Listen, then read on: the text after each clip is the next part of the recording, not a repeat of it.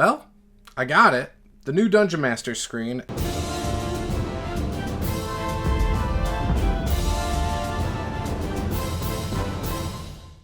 It's a pull tab, which I don't like those as much. I like the jackets with the plastic on it personally. To me, those are a little better because I like to keep my DM screens. I have all of them up there in the jacket, whereas this is going to then have a ripped edge. It just, I don't know. I'm really weird about how I like to preserve my books and the screens and things like that. Sometimes the way people handle my books makes me nervous. So let's dig into this and see what we think. Okay. It has a jacket on it, so that is good. There's nothing else inside of it, so once you get it open, it's just a hollow, empty container. I might still hang on to it anyway, just because I'm weird like that. But yeah, the jacket looks pretty nice. You got one side with the art, the other side with the D&D logo. It opens up like a folder, and then you pull the screen out. Once you pull the screen out, there's nothing else in the folder. So that's interesting. So there's that. And then you're just left with the DM screen. So $20 is what this MSRP is for. There's the art. There's the other art. So that's good. I know some creators have been afraid to show off the information inside, so I don't know if I'm going to do that or not. Maybe I'll give you guys a little peek here and there at certain things. But before I get into what's in here, I do want to say I love DM screens. I think they are great. However, I need them just like this. I need landscape. Portrait is too big. Unfortunately, there's some really cool looking third-party DM screens. If you're doing portrait DM screens, I won't buy it. Just so you know, it's too tall. If I have miniatures on a table, I can't see over it. If I have players rolling dice on the table, I can't see the numbers. So ultimately, for me, it's got to be landscape. I would like to think landscape is also more popular and sells better compared to portrait.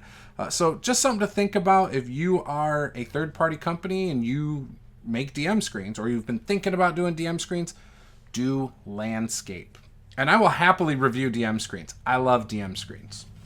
So with that, conditions. It's got all the conditions that you can think of that are in the book. Blinded, charmed, deafened, exhaustion, frightened, grappled, incapacitated, invisible, paralyzed, petrified, poisoned, prone, restrained, stunned, and unconscious. So exhaustion is a little bit different in this edition, in the 2024 edition. So it does break that down a little bit. It doesn't go in the levels there of exhaustion, but it does tell you exhaustion levels are cumulative. Each time you receive it, you gain 1 exhaustion level, and you die if you reach level 6. So it's still helpful. It's got improvising damage on here. Wow. Okay. That's crazy. 24d10 if you are tumbling into a vortex of fire on the elemental plane of fire, crushed in the jaws of a godlike creature or a moon-sized monster. So I'm not going to read all of it, but 24d10, that's quite a bit. Damage, severity, and level. So nuisance and deadly columns. And then obviously player levels or character levels. It's got the different actions you can make. So that's good. Concentration.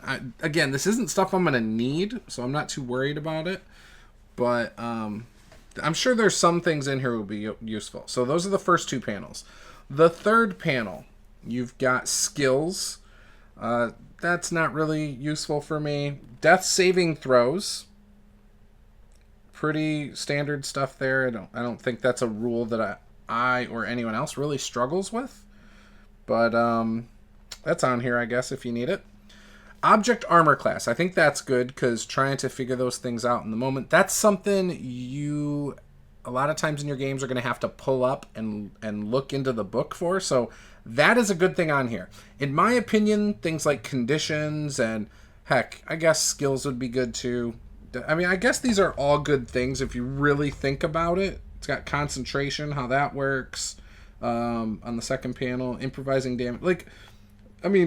These are all good things. I don't know that all this is necessary for most people, especially if you've played 2 or 3 sessions, you're not going to need a lot of this stuff.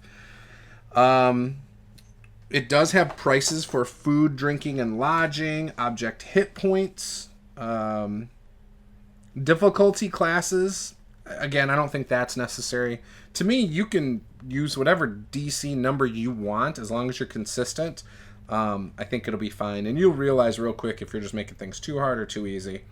So I think that's fine, but ultimately not necessary. Light sources, I think that's a good one.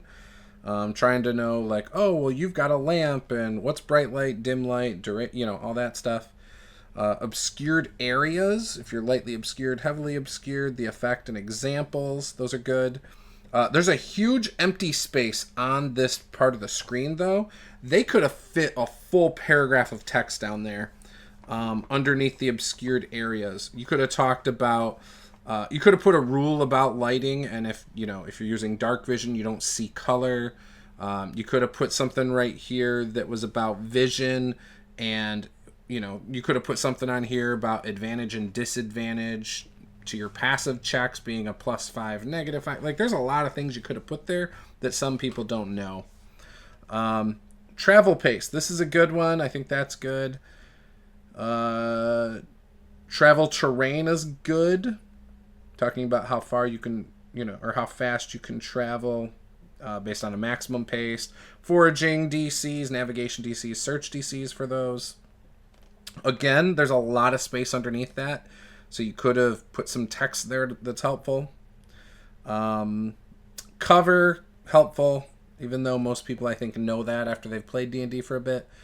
Audible distance, I think, is a good one. Visibility outdoors, and weather. One of the things that might have been cool on here is, because again, like, the weather doesn't really, it's just a random table, basically. It doesn't tell you mechanically how to do it, so I think that's not helpful. Oh, I think, like, random descriptions, descriptive words to help DMs give a good visual of how things are, really reinforce, like, sense of smell, taste, things like that. Just a small thing about that might have been helpful too in maybe this empty space.